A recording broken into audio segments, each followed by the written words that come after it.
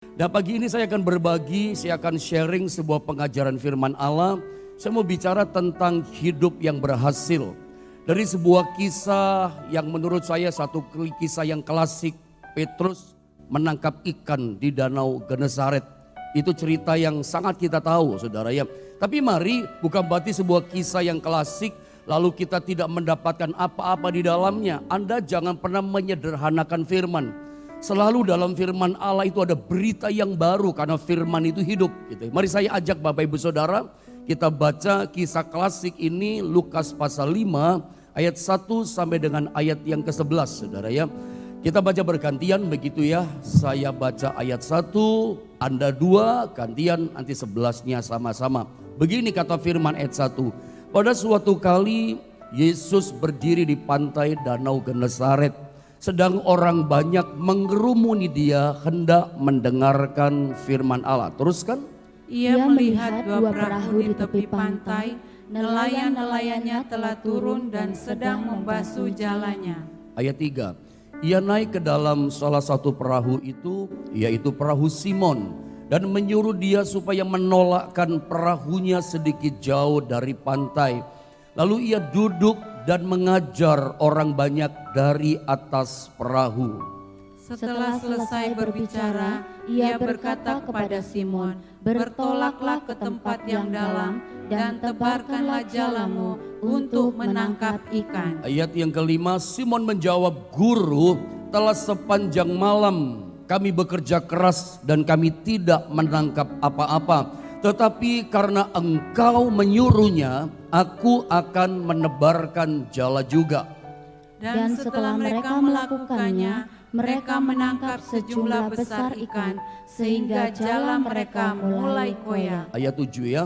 Lalu mereka memberi isyarat kepada teman-temannya di perahu yang lain supaya mereka datang membantunya, dan mereka itu datang. Lalu mereka bersama-sama mengisi kedua perahu itu dengan ikan hingga hampir tenggelam. Terus. Ketika Simon Petrus melihat hal itu, ia pun tersungkur di depan Yesus dan berkata, "Tuhan, pergilah daripadaku, karena aku ini seorang berdosa." Ayat 9. Sebab ia dan semua orang yang bersama-sama dengan dia takjub oleh karena banyaknya ikan yang mereka tangkap. 10. Demikian juga Yakobus dan Yohanes, anak-anak Zebedeus, yang menjadi teman Simon. Kata Yesus kepada Simon, "Jangan takut, mulai dari sekarang engkau akan menjala manusia."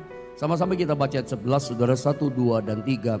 Dan sesudah mereka menghela perahu-perahunya ke darat, mereka pun meninggalkan segala sesuatu lalu mengikut Yesus. Sekali lagi, pagi hari ini sharing pengajaran firman Allah, saya bicara tentang hidup yang berhasil. Berhasil secara jasmani, kita lihat Petrus dan kawan-kawan, sebab mereka mengalami booming. Dari gagal mengalami sampai 2 perahu penuh dengan ikan, itu namanya booming. Sampai mereka takjub. Artinya sepanjang mereka jadi nelayan, mereka memang belum pernah ngalami job, ngalami berkat yang begitu melimpah. Sekali tebar jala, sampai mau koyak itu jala, kewalahan mereka mengalami berkat Tuhan, sampai 2 perahu langsung penuh dengan ikan. Itu mungkin kerjaan hanya gak sampai 1 jam, saudara ya. Makanya booming, mengalami keberhasilan. Ya, mari kita lihat hidup yang berhasil, tentu saja kita berhasil secara jasmani, tapi rohani juga happy ending gitu ya. Rohani kita juga mesti berhasil. Baik, saya akan mulai ayat ini dari mulai ayat 1. Saya akan mengajar saudara dari mulai ayat 1. Mari perhatikan ayat ini, saya baca ayat 1 ya. Anda lihat di screen saudara. Dikatakan begini, pada suatu kali Yesus berdiri di pantai Danau Genesaret. Sorry, suara saya agak serak, agak habis kayaknya ya. Saya ulang sekali lagi. Pada suatu kali Yesus berdiri di pantai Danau Genesaret. Genesaret itu danau sebetulnya, tapi sering sama Alkitab disebut pantai. Ada apa? Alkitab mengaitkan danau ini disebut dengan pantai. Pada suatu kali Yesus berdiri di pantai. Kalau saya rohanikan sama saudara, karena firman itu memang berita rohani. Memang harus dirohanikan supaya Anda jemaat mengerti, dirohanikan. Apa sih pantai? Saya kasih buka yang pertama begini saudara ya. Dari ayat ini saya mau buka sesuatu sama saudara. Pada suatu kali Yesus berdiri di pantai. Perhatikan kata pantai. Tahukah Anda bahwa ada 3 macam tingkatan rohani orang Kristen? Dari ayat ini maksud saya. Yang pertama, tingkat yang pertama adalah Kristen tepi pantai. Yang kedua adalah Kristen yang agak jauh lebih dalam dari pantai. Agak tempat yang lebih dalam, jauh dari pantai, nanti kita lihat. Lalu jenis tingkatan rohani yang ketiga adalah Kristen yang tingkat rohaninya di tempat yang dalam. Saya ulang, tingkat Kristen yang pertama tepi pantai, tingkat yang kedua rohani adalah agak jauh lebih dalam dari pantai. Yang ketiga, ini Kristen yang luar biasa, harusnya kayak kita begitu. Kristen yang berada di tempat yang dalam. Ada tahu Kristen tepi pantai? Pantai itu kan pasirnya, pantai itu kan ujung saudara ya. Ujungnya pantai itu kan pasir, kadang basah, kadang kering. Airnya laut itu kan kadang pasang, kadang surut. Kalau air lautnya pasang, basahlah pantai, bibir pantai itu. Tapi kalau airnya surut, apa yang terjadi? Ya kering itu pantai. Kristen tepi pantai itu gambaran Kristen yang naik turun imannya. Kristen yang rohaninya pasang, kadang surut. Anda baca ya di rumah nanti, catat saja, nggak usah dibuka, nggak cukup waktu. Yakobus pasal 1 kayak ayat yang ke-6. Kristen tepi pantai, Kristen pantai itu gambaran Kristen yang bimbang, Kristen yang penuh keraguan. Dikatakan orang yang bimbang, orang yang ragu itu seperti air yang ditiup sama angin, gelombang laut yang ditiup angin kesana kemari. Ya kanan kiri, kadang basah, kadang kering, pasang surut. Makanya Yakobus 1:6. Kristen yang bimbang, Kristen yang ragu digambarkan seperti gelombang laut yang ditiup angin kian kemari, kanan kiri, goyang terus. Dan ingat, kalau saya tarik, saya kaitkan pengajaran ini dengan kitab Wahyu saudara ya. Ingat, Kristen yang pantai-pantai itu dikuasai antikristus. Ternyata dia antikristus itu menguasai orang-orang yang bimbang dan ragu yang model pantai-pantai begini. Makanya saya kasih pesan yang pertama, saudara, Anda nggak boleh jadi Kristen yang pasang surut, Kristen yang pantai. Anda mesti maju lebih dalam, bahkan lebih dalam lagi sampai Kristen yang berada pada tingkat yang tempat yang dalam. Karena kita tahu di tempat yang dalam itulah banyak perkara yang besar. Selalu Tuhan bikin perkara yang besar-besar. Ingat, di tempat yang dalam. Anda mau cari ikan yang besar di mana? Di tempat yang dalam, bukan di tempat yang dangkal. Kalau ikan-ikan yang kecil-kecil di tempat yang dangkal. Kita mau berkatnya besar tapi Kristennya pantai. Mana bisa? Tapi perhatikan ayat ini saudara ya. Pada suatu kali, coba tolong munculkan ayatnya. Pada suatu kali Yesus berdiri, perhatikan, di pantai danau Genesaret. Saya mulai juga di sini. Danau ini namanya Genesaret. Tahukah saudara selama ini, apakah Anda pernah mendengar selama ini bahwa ternyata danau Genesaret itu, multimedia ikuti, itu ternyata punya 4 nama. Danau Genesaret punya 4 nama. Nama yang pertama adalah Genesaret. Yang kedua suka disebut Tiberias. Jadi danau itu kan keliling saudara ya. Lihat saya ya, danau itu kan keliling saudara ya. Ada orang pertama menyebutnya dengan nama Genesaret. Di sebelah keliling yang lain menyebutnya Tiberias. Di keliling yang lain, di lokasi yang lain orang menyebutnya bukan Genesaret, bukan Tiberias. Orang menyebutnya apa? Kineret. Di ujung lokasi tinggal di danau sebelah sana mengatakan itu namanya Galilea. Jadi saya ulang. Pernahkah terpikir nyadar sama saudara bahwa ternyata danau Genesaret ya danau yang itu juga. Danau Galilea itu, Genesaret itu danau yang sama. Cuman satu kok mereka punya danau di Israel. Genesaret itu ternyata punya 4 nama. Genesaret, Tiberias, Kineret, Galilea. Coba munculkan gambarnya, perhatikan begini. Genesaret itu artinya adalah kegagalan. Tiberias artinya yang pertama begini, good vision. Visi yang baik. Makanya ada gereja, namanya Tiberias. Ada orang punya toko, punya usaha CV namanya Tiberias. Mungkin diambil dari kata good vision. Visi yang baik, bagus ya. Tapi Anda juga mesti tahu ya, ketika Anda kasih nama Tiberias, arti kedua daripada Tiberias adalah angin ribut yang keras. Tiberias yang kedua artinya adalah angin tofan yang keras. Mesti paham, saudara ya. Yang ketiga, Kineret. Kineret itu artinya adalah puji-pujian, kecapi. Karena memang dari atas danau Genesaret modelnya kayak kecapi. Genesaret dari atas pesawat, dari atas helikopter bentuknya kayak harpa. Makanya dikasih nama Kineret orang-orang menyebutnya. Karena kelihatan kayak harpa, kayak kecapi. Dikasih nama Kineret. Kineret artinya adalah kecapi atau harpa. Artinya adalah puji-pujian atau nyanyian syukur kepada Tuhan. Lalu ada keempat. Ya, apa artinya Galilea? Berkat Tuhan yang melimpah. Yang saya mau katakan sama saudara bahwa keadaan kehidupan kita di dunia ini itu bagaikan di danau Genesaret ini. Kadang kehidupan kita mengalami kegagalan. Siapa sih di antara kita gak pernah gagal? Saya pernah gagal, mengalami kegagalan dalam pelayanan. Saya pernah 3 tahun pelayanan itu istilahnya hidup ndak mati ndak. Cari satu jiwa saja susah. Saya pikir saya hamba Tuhan yang gagal tidak dipanggil Tuhan. Tapi akhirnya saya nangis, saya menemukan ternyata aku dipanggil Tuhan. Walaupun prosesnya 3 tahun, cari jiwa satu saja susah saudara ya. Ada orang kadang-kadang mengalami kegagalan, siapa yang bisnis dagang tidak pernah gagal. Kehidupan kita di dunia ini bagaikan di Genesaret. Petrus pun di Genesaret dia gagal. Semalam-malaman menjala ikan, sudah kerja keras. Orang gagal kalau malas lain cerita Pak.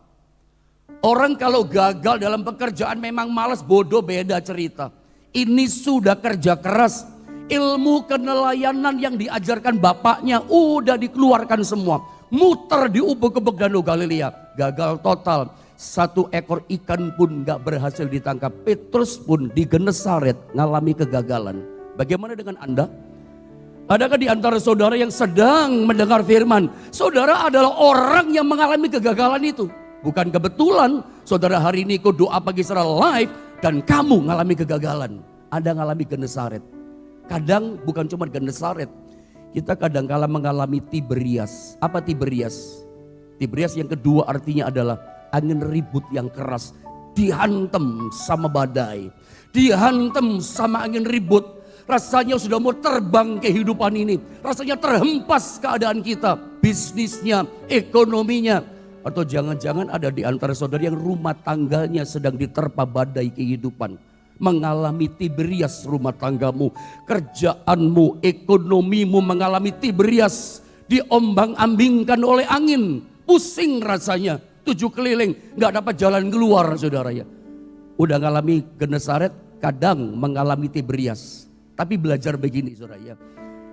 Kita itu mesti belajar seperti kemarin. Bersyukur pada Tuhan. Kineret. Harusnya begitu firman mengajar. Dalam kegagalan yang kita alami, sebetulnya bukan gagal ya. Karena Alkitab katakan Tuhan itu tidak pernah gagal. Istilah saya setuju orang dunia berkata kegagalan itu adalah keberhasilan yang tertunda. Sepertinya gagal. Saya pun awal-awal berpikir saya gagal deh jadi hamba Tuhan, gak terpanggil gitu ya. Cari satu jiwa saja susah. Tapi ternyata proses belum selesai. Tuhan bekerja dalam hidup kita seperti yang dialami Petrus. Kemudian tiba-tiba dia mengalami booming. Karena ketaatannya sama Tuhan. Makanya belajar di tengah-tengah situasi kegagalan kita di dunia ini. Di tengah-tengah rumah tangga, bisnis, pekerjaan dihantam sama angin ribut. Biarlah tetap di hati kita, di mulut kita tetap ada Kineret. Tetap ada ucapan syukur, tetap ada puji-pujian. Tinggalkan ngomelmu. Daripada saudara bersungut-sungut, gantilah bersyukur. Karena persungutanmu tidak memberikan jalan keluar. Persungutanmu tidak membuat engkau menjadi berhasil. Mau tidak berhasil dalam hidup saudara. Mau tidak saudara happy ending, mengalami kemenangan di balik masalahmu. Mau menang tidak? Yang mau menang katakan amin. Yang mau berhasil dalam hidupmu katakan amin dengan percaya. Saya berdoa dalam nama Yesus, kemenangan, keberhasilan itu menjadi bagian pengalaman dalam hidup saudara. Bagaimana caranya? Tetap ada Kineret saudara. Hati kita mesti penuh dengan Kineret. hati kita mesti penuh puji-pujian kepada Tuhan. Tinggalkan ngomelmu. Saya ngomong mengajar saudara. Saya orang yang ngalami dengan istri saya. Ya, kami keluarga gembala. Papa, mama, papi, maminya istri saya gembala. Papi, mami saya juga gembala. Apa yang mau diwariskan dari orang tua kami? Iman. Orang tua kami cuma mengajarkan firman kepada kami. Mengajarkan bersyukur dalam segala hal. Nggak ada yang lain. Tidak diwariskan tanah, tidak diwariskan harta, apalagi untuk sumber pelayanan. Warisannya adalah iman yang ditinggalkan. Dan itu kami lakukan. Semuanya ngontrak, semuanya nggak punya, saya dari nol saudara. Tapi untung kami tidak pernah ngomel.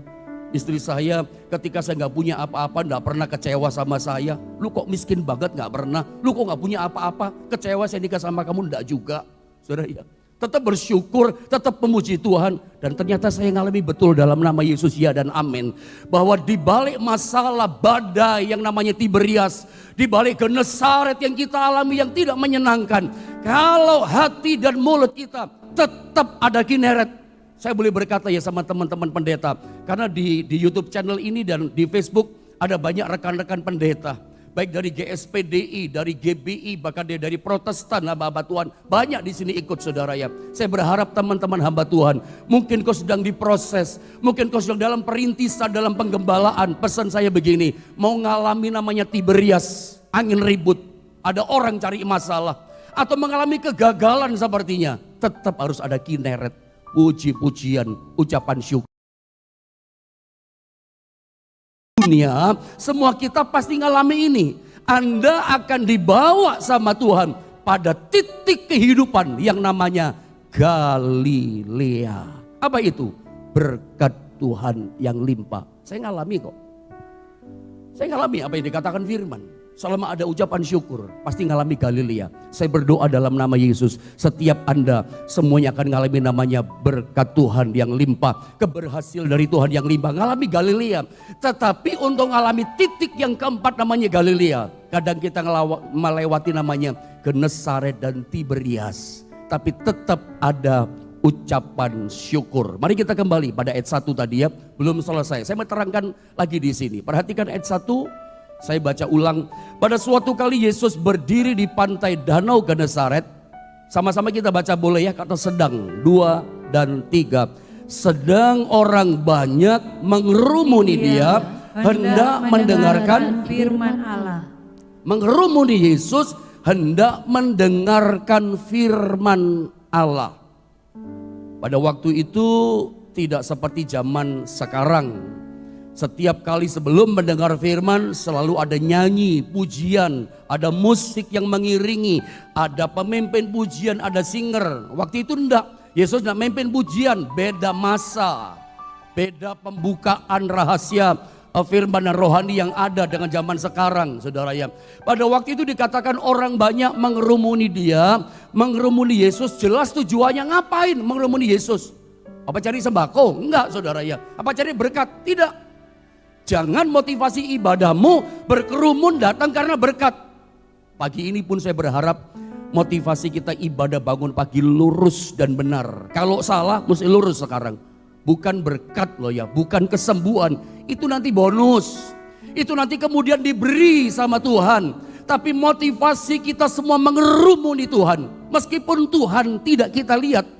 Ini sekarang kan ribuan orang di Facebook dan di YouTube kan sedang mengerumuni firman kan. Sedang mengerumuni Yesus. Pastikan kita berkerumun pagi ini mengerumuni Yesus. Untuk apa? Mendengar firman Allah. Saya boleh ingatkan sama saudara pagi ini, jangan lupa Bapak Ibu Saudara. Ayat 1 ini mengingatkan dalam kehidupan kekristenan kita. Jangan lupa dalam kehidupan kita ada bagian yang penting. Apa itu? Firman Allah. Maksud saya mengatakan bagian yang penting gak boleh lupa akan firman begini. Responmu. Jadi bagian penting dari firman dalam hidup kita gak boleh lupa begini. Respon kita kepada firman. Apalagi saudara ya, respeknya kita sama firman. Jadi jangan lupa, Dalam kehidupan kita masa kini, ayat 1 mengingatkan kita bahwa ada hal yang penting dalam hidup kita, itulah firman Allah. Maksudnya apa? Respek kepada firman, respon kepada firman, cinta kepada firman, sayang kepada firman, dan setia taat melakukan firman Allah. Ini yang terjadi. Mereka mengerumuni, hendak mendengarkan firman. Ingat, bagian firman ini penting loh dalam kehidupan kita. Pagi ini kita sedang mengerumuni firman. Motivasinya ya karena kita pengen tahu firman itu. Haus akan firman. Dengan cepat ya, waktu jalan. Lihat ayat yang kedua. Ayat yang kedua dan ayat yang ketiga saya gabungnya jadi satu, saudara ya. Dikatakan begini. Ia melihat dua perahu di tepi pantai. Dua itu angka jamak yang terkecil. Dua perahu di tepi pantai dia lihat. Perahu itu gambaran kehidupan kita. Perahu gambaran bisnis pekerjaan kita, perahu gambaran pelayanan gereja, perahu gambaran apa lagi ya? Gambaran iman rumah tangga kita. Jadi banyak gambaran perahu. Ia melihat dua perahu di tepi pantai, perahu gambaran seperti tadi ya. Lalu dikatakan nelayan-nelayannya telah turun dan sedang membasuh jalannya. Ini ada agak janggal ya. Yesus mendekati dua perahu, lalu nelayan-nelayannya turun dari perahu. Biasanya kalau Anda ke kampung nelayan, perhatikan begitu perahu nelayan nyandar saudara ya. Biasanya begitu turun dari perahu maka nelayan akan dihitung ikannya. Hasil tangkapan semalam, begitu kan di kampung nelayan. Di packing kah, ditaruh tempat, lalu dibawa ke pasar, ngapain? Dijual. Hasilnya berapa? Harusnya begitu, itu kalau nelayan berhasil tangkap ikan semalam. Tapi jelas ayat 2 menunjukkan ini nelayan-nelayan yang gagal. Turun dari perahu, perahunya langsung mereka dikatakan membasuh jala. Membasuh jala. Bilang sama-sama saya, membasuh jala. Ngapain jala dibasuh? Jalanya dicuci. Basuh itu kan sama dengan cuci. Kalau Anda cuci pakaian karena pakaiannya kotor kan. Jadi rupanya Petrus dan kawan-kawan yang tim, satu geng, satu tim. Dua perahu ini satu geng. Dua-duanya cari ikan di Genesaret. Tapi rupanya dua-dua perahu ini gagal total dua-duanya. Makanya dua perahu nelayan turun dari perahu bukan menghitung ikan bawa ke pasar, tapi membasuh jala, mencuci jala. Rupanya sepanjang malam tebarkan jala, nggak dapat ikan seekor pun, yang didapat kotoran. Kadang Anda dagang, Anda bisnis, pernah kan ngalami seperti ini? Udah kerja keras, tapi yang didapat cuman kotoran, capek, keringetan, letih, nggak dapat cuan, nggak dapat untung, nggak berhasil, gagal total, cuman capek dapatnya, yang kotor, jala yang putus mulai dibersihkan dan segala macam, saudara ya. Lihat, jadi ayat 2 mengajar kepada kita, ini dua perahu yang gagal. Tapi menarik ya, Yesus datang itu perahu yang gagal. Bahkan masuk salah satu perahu yang gagal itu perahunya Petrus. Lihat ayat yang ketiga saya baca. Saya baca ulang saja ayat 2 dan 3 ya, supaya lengkap. Ia melihat dua perahu di tepi pantai, nelayan-nelayannya telah turun dan sedang membasuh jalannya. Perhatikan, ia naik, perhatikan naik perahu yang gagal, saudara ya. Perahu yang cuman gak ada ikannya. Ia naik ke dalam salah satu perahu, yaitu perahunya Simon. Bukan Petrus, Simon namanya. Saya selama ini, saya putus-putus ya, karena saya gak buat gambar detail ya. Selama ini saya itu di gereja ini kalau baptis orang, saya gak pernah kasih nama Simon. Sampai sekarang, dan kayaknya saya gak mau kasih nama Simon. Kenapa? Simon itu artinya kan buluh yang terkulai. Simon artinya buluh atau bambu yang ditiup angin, yang kesana kemari, kanan kiri. Orang gak punya pendirian, orang gak punya kepastian dalam iman. Ini bicara orang yang bimbang dan ragu, itu Simon. Makanya saya gak pernah kasih nama orang, nama Simon. Kasih nama Petrus, iya. Bahkan anak saya pun namanya yang terakhir, yang nomor 2, Peter. Petrus kan, tapi bukan Simon Petrus. Simonnya saya gak pakai. Karena saya takut nanti terjadi, nanti jemaat kasih nama baptis Simon, jadi kayak Simon gitu saudara ya. Gak bisa dipegang begitu ya, imannya gak teguh. Perhatikan, tapi Yesus naik perahu yang gagal, perahunya Simon. Ini menarik cerita ini. Di dunia ini mana ada orang kayak Yesus. Dekat sama orang gagal, berteman sama orang gagal. Yang kita tahu selama ini di dunia ini, kalau kita punya duit, Anda sukses kerja, banyak orang dekat. Anda sukses, berhasil, namamu terkenal di kotamu, bahkan orang gak kenal, ngaku-ngaku kenal. Orang yang bukan saudara pun akan berkata apa? Kita saudara. Saudara dari mana Pak? Saudara jauh kita, dari engkong kita, dari engkongnya engkong. Bayangin, yang gak saudara bisa ngaku saudara. Yang bukan teman bisa berkata lulu pasti, kita teman dulu di TK, di kelas 0. Ada kelas 0 kan saudara ya, 0 kecil 0 besar sama saja 0 juga saudara ya. Tapi orang bisa ngomong begitu loh, itu pada waktu ada sukses, pada waktu harta ada melimpah ruah berhasil. Orang berkata kenal sama saudara, ada gula ada semut. Tapi bayangkan ketika di dunia ini orang gagal, orang gak mau dekat.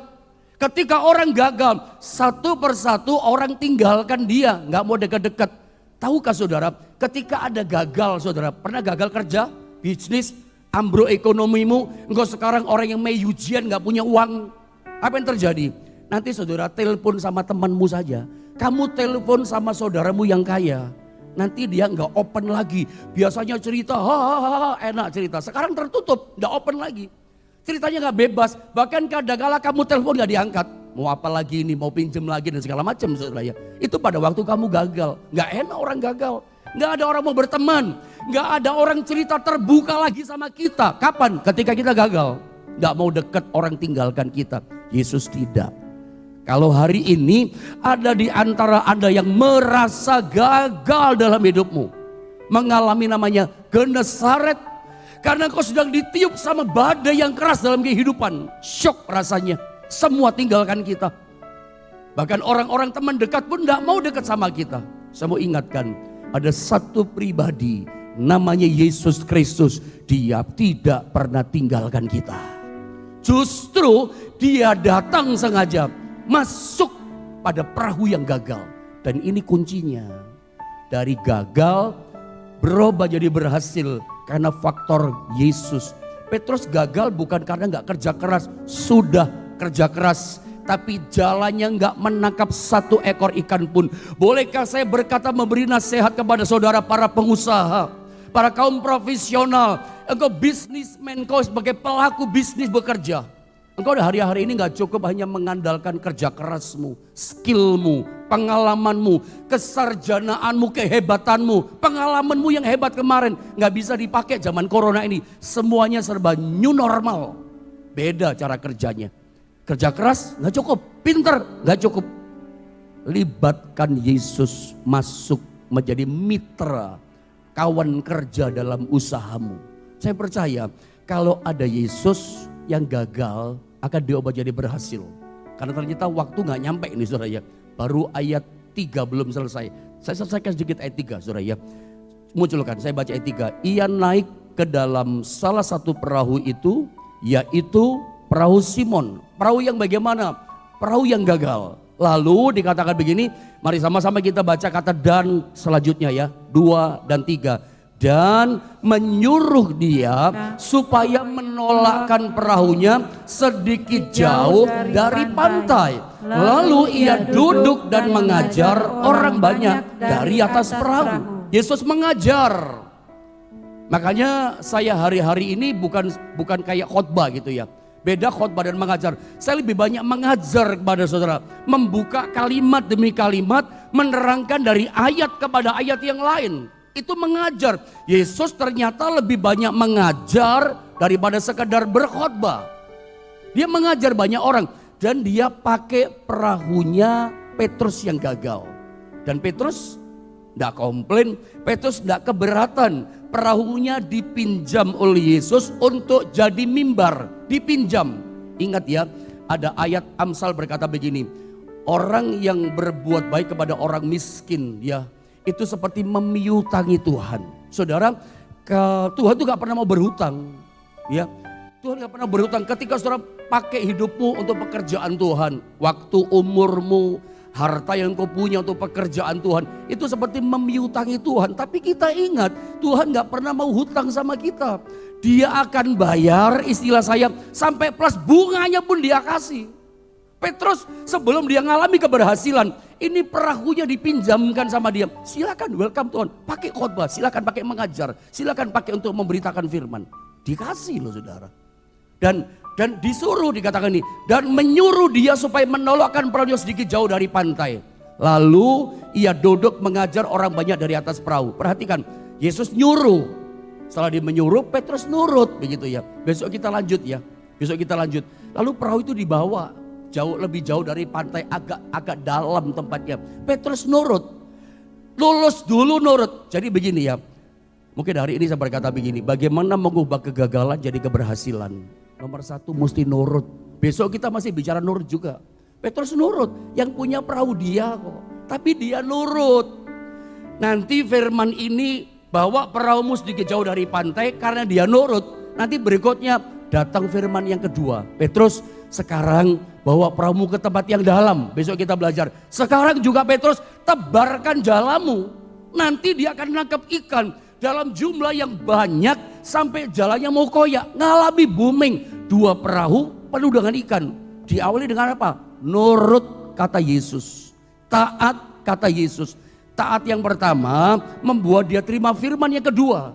Kadang kita itu nggak ngalami perubahan, kenapa?